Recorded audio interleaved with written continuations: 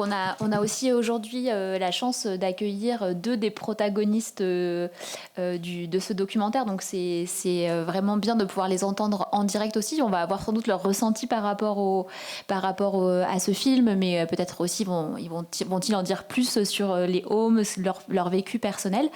Et donc conformément à l'accord qu'ils ont passé entre eux, on va commencer par Guillaume Couillouri, donc qui est même sur l'affiche du film.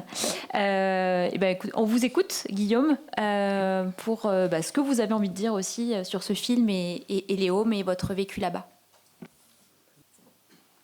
Mamela Padesha Yasakalgo, Maswana Winyo Tundaya Tawanya Koilote.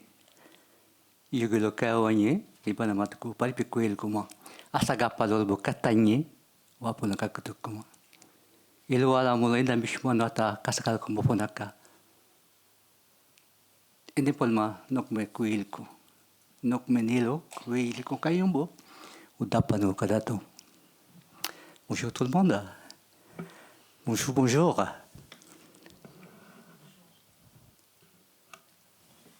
Je pense que ce moment est un moment idéal pour discuter entre nous, parce qu'on est tous, on va dire, peut-être entre guillemets, frères et sœurs, sur ce monde, dans ce beau pays qu'est la France. Mais on ne peut pas échapper à son histoire, surtout à son histoire coloniale. Donc entre nous, on va se dire la vérité. Nous sommes ici pour se dire la vérité, pour essayer de se comprendre, pour essayer de dire qui on est réellement. C'est vrai, dans les années 1842, c'est quoi la découverte déjà? J'oublie mon histoire. Les cours MECO 1492, on était déjà là. Notre histoire ne commence pas avec la colonisation, ni avec l'esclavage. Nous avons subi pleinement justement ce rencontre qui a été très douloureux, meurtrier pour notre nation, on va dire. Avant l'arrivée des premiers Européens, nous étions des milliers du nord au sud. Et aujourd'hui, en Guyane, notre beau département, il n'y a que 7 peuples qui résistent encore à cette idée de colonisation. Mais nous sommes là devant vous, c'est pour échanger, c'est pour se connaître également. Quand on ne se connaît pas, on a tendance à vouloir marcher sur le cou de l'autre ou marcher sur l'autre. Et pourtant, notre histoire nous rappelle, nous, connaissant notre histoire, que nous avons contribué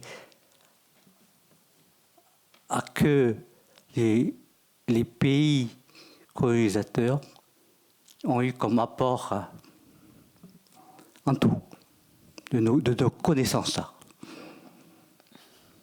alimentaires, médicinales, médicales, comme on veut. Aujourd'hui encore, c'est vrai, tout le monde parcourt les anciennes colonies, et surtout la Guyane, pour encore chercher. Il y a des mots peut-être que je vais employer pour piller encore, et nous avec, sans retour, sans rien recevoir. Ça fait des années qu'on donne, des siècles qu'on donne, sans rien recevoir. Même pas, comme disait quelqu'un il n'y a pas longtemps, dire merci au peuple premier. Donc je constate que cette histoire, c'est la nôtre. On n'a pas d'ennemis, mais on est entre nous pour discuter sincèrement et de dire ce que se passe, ce qui s'est passé dans les colonies. Mais c'est vrai, on n'aura pas le temps de tout réénumérer. Mais ce que nous ressentons dans notre chair, dans nos cœurs, n'est pas réparable. Même si à un moment donné, on peut parler de réconciliation, c'est des mots que j'aime entendre, que j'entends depuis longtemps, mais qu'on ne m'écoute pas, qu'on ne nous écoute pas. On a cherché à nous comprendre, à nous étudier jusqu'à maintenant. Mais en fin de compte, il n'y a aucun retour. Nous sommes toujours laissés pour compte. Ce qui veut dire que quelque part, nous ne sommes rien à l'égard de l'État français. On ne peut pas refaire l'histoire, c'est sûr. Mais nous devons peut-être aujourd'hui prendre conscience que nous avons, je le répète, une histoire à partager, à connaître. Que dans quelles que soient les institutions, les écoles ou autres, même ne serait-ce à se serrer la main. À dire, comme je l'ai entendu dans le film, c'est vrai, on a donné tous les noms, beaucoup de noms. Et pourtant, je suis guyanais. Je suis guyanais. Je ne suis pas autochtone, je suis chez moi. Et maintenant, je ne possède plus rien. Plus rien. Je n'ai même pas un espace pour vivre librement.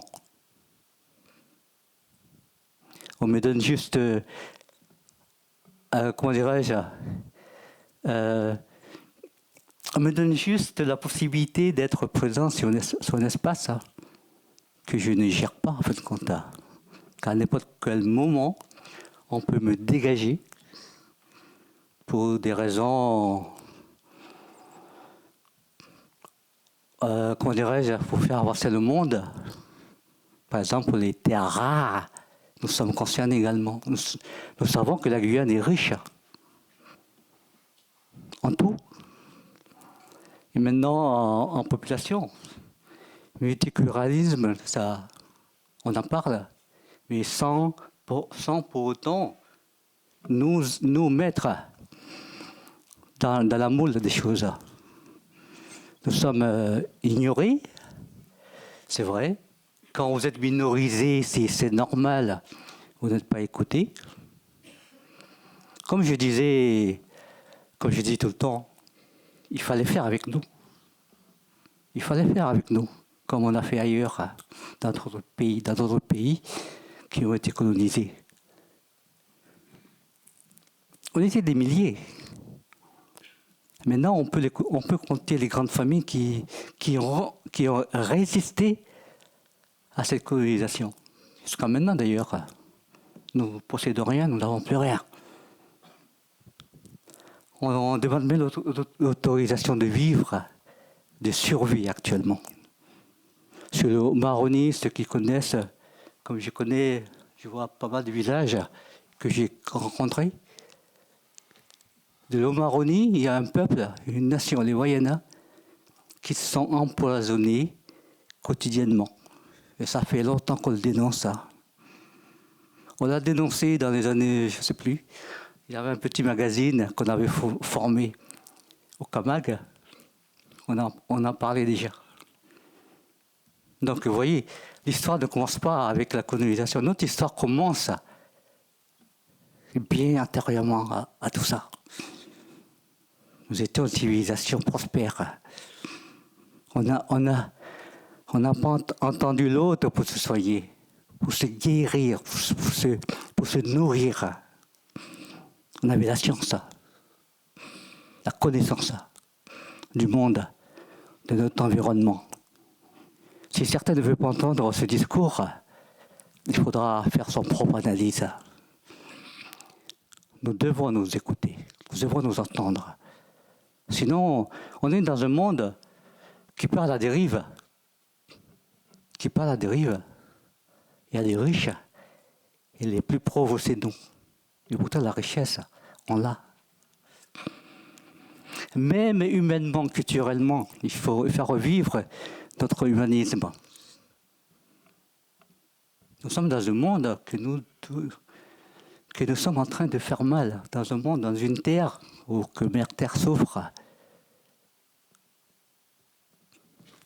Il est important, c'est vrai, le film, je veux revenir à Hélène, avoir eu ce courage et avoir eu l'écoute, de nous écouter et de transmettre.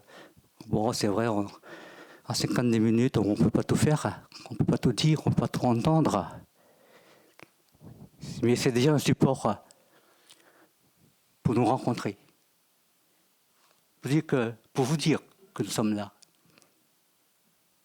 Nous sommes là. Et je pense que ce monde a besoin de nous.